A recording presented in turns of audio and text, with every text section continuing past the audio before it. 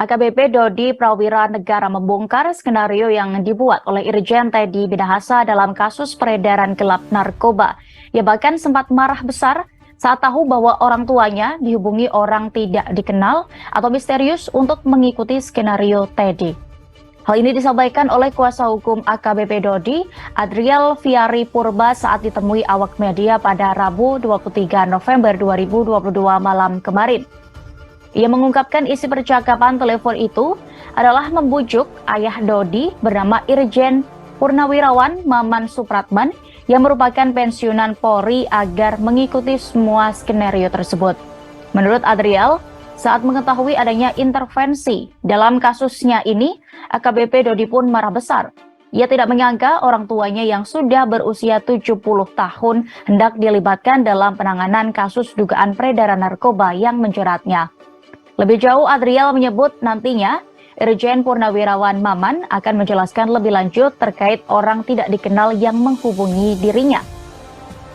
Di sisi lain, Hotman Paris selaku kuasa hukum dari Teddy Minahasa sebelumnya membantah bahwa kliennya menelepon ayah Dodi untuk mengikuti skenario dari Teddy.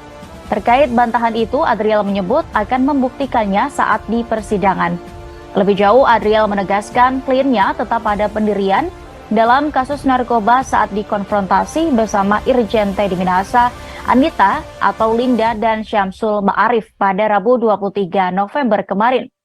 Hal tersebut dilakukan kliennya sesuai berita acara pemeriksaan atau BAP meski banyak mendapatkan intervensi. Terpisah, Hotman Paris Hutapea selaku kuasa hukum dari Teddy Minahasa membeberkan agenda konfrontir yang dilakukan. Di antaranya yang dibahas dalam agenda tersebut, yakni soal kliennya yang dituduh memperdagangkan sabu seberat 5 kg. Ia menilai tuduhan kepada Teddy terkait memperdagangkan 5 kg sabu itu tidak tepat dan belum ada bukti. Hotman Paris juga sempat menjelaskan bahwa perintah Teddy Minahasa kepada ex-Kapolres Bukit Tinggi, AKBP Dodi Prawira Negara untuk menukar barang bukti sabu dengan tawas disebut hanya bercanda. Ia menuturkan, Teddy merupakan sosok yang suka bercanda. Sifat kliennya itu pun bahkan sudah diketahui oleh para anggotanya. Di sisi lain, kliennya menarik semua berita acara, pemeriksaan atau BAP dalam kasus dugaan penyalahgunaan narkotika yang menjeratnya. Terkait itu, Hotman menuturkan bahwa Teddy masih ditetapkan sebagai tersangka. Saya tahu ayah kandung Dodi, saya tahu persis. Saya mengikuti karirnya dia. Setiap saat dia selalu berhubungan, bahkan melibatkan saya untuk memberikan advice sama dia. Hari ini kecolongan betul saya, sama geledek saya betul. Dan kenapa saya bilang anak saya berprestasi? Setiap dia ditugaskan di satu tempat, pasti dia mendapatkan penghargaan. Contohnya dia Kapol Sekutu itu nomor 1 di Bogor. Kemudian di Bukit Tinggi juga saya mendapatkan laporan bahwa Kapolres yang terbaik di sana. Kenapa saya bilang dia berprestasi dan kelakuan baik? Dia bertanggung jawab kepada keluarga.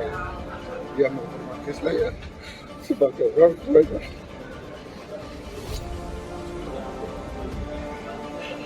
Dan agamanya juga kuat ya. Lalu didikan saya bilang dia tidak seperti itu waktu dia menangani kasus besar. Motor besar mungkin tahu ya. Waktu dia menangani kasus besar di Bukit Tinggi, dia mau dikasih uang 10 miliar, ditolak sama dia. Dan saya yakin kalau dia itu tidak dari hatinya untuk melakukan itu. Mantan Kepala Kepolisian Daerah Sumatera Barat, Kapolda Sumbar, Irjen Teddy Minahasa rupanya sempat membuat skenario dalam kasus peredaran narkoba.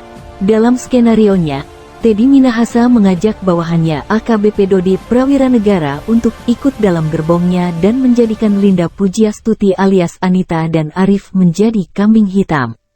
Namun ex-Kapolres Bukit Tinggi AKBP Dodi Prawiranegara tidak mau mengikuti skenario yang disusun atasannya tersebut karena takut dengan akibatnya.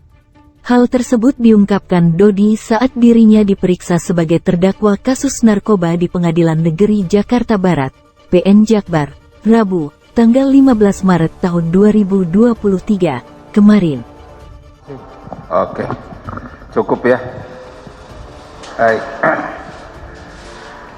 Ada keterangan lain yang ingin terdakwa sampaikan, mungkin luput dari pertanyaan yang kami sudah buat. Yang terakhir yang itu saja yang mulia, saya sampai sekarang belum tahu jawaban itu dari mulut seorang Teddy Minahasa yang menjelaskan langsung kepada saya kenapa dia tega.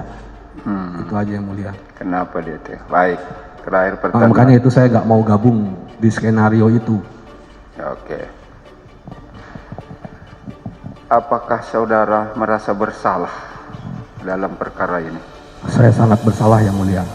Menyesal? Saya sangat menyesal. Apalagi saya melihat kedua orang tua saya nggak tega, anak saya, istri saya. Habis sudah.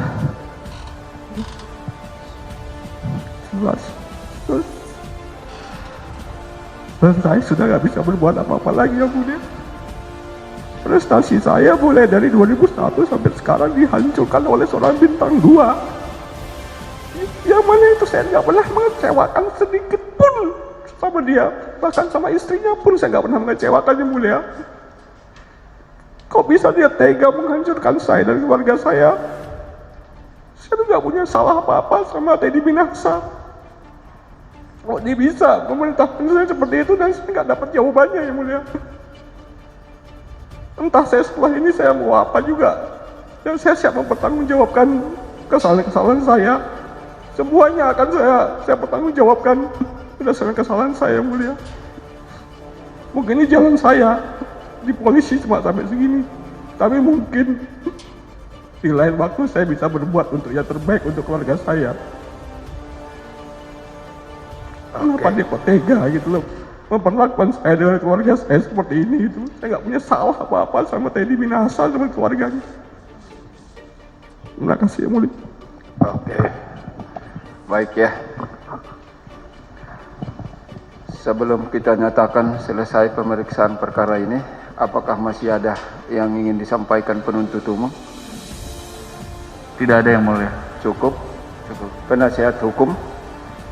Cukup yang mulia. Baik.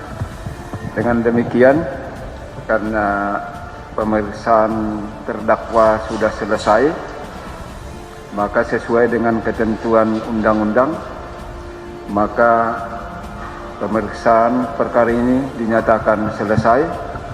Selanjutnya kesempatan kepada penuntut umum untuk menyiapkan tuntutannya.